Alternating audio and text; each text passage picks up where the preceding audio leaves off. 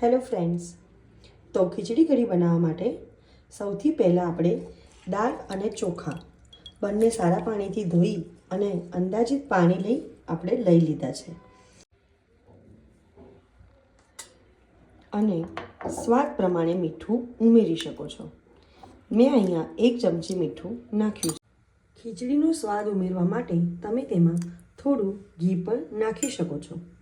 હવે આપણે કુકરનું ઢાંકણું બંધ કરીને 2 થી 3 સીટી સુધી થવા દઈશું.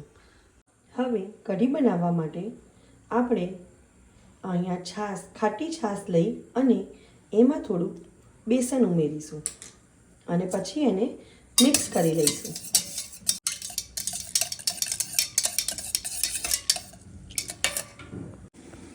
કઢીનો વઘાર કરવા માટે મેં અહીંયા 1 ચમચી તેલ લીધું છે.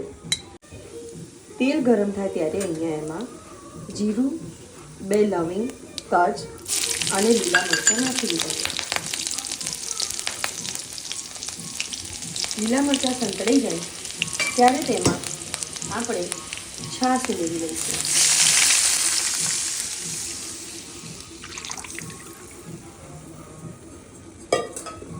હવે તેમાં મીઠું 1 ચમચી, લાલ મરચું,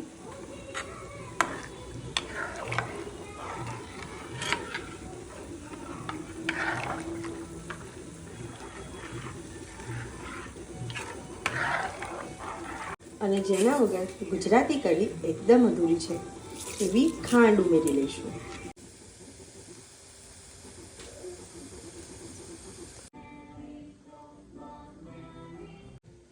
તો 10 મિનિટ પછી આપણી કઢી તૈયાર થઈ ગઈ છે.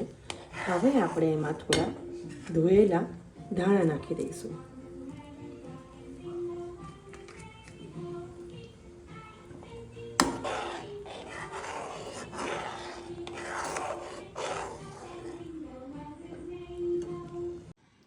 તો ફ્રેન્ડ, તૈયાર છે આપણી શિયાળામાં ખાવાની મજા પડી જાય તેવી ગરમા ગરમ ખીચડી કઢી.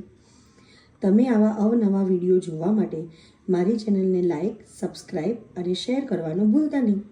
અને જો કોઈ ગુજરાતી વાનગી શીખવી હોય તો મને કમેન્ટમાં જરૂરથી જણાવજો. હું એનો વિડીયો તમને જરૂર શેર કરીશ. Thank you.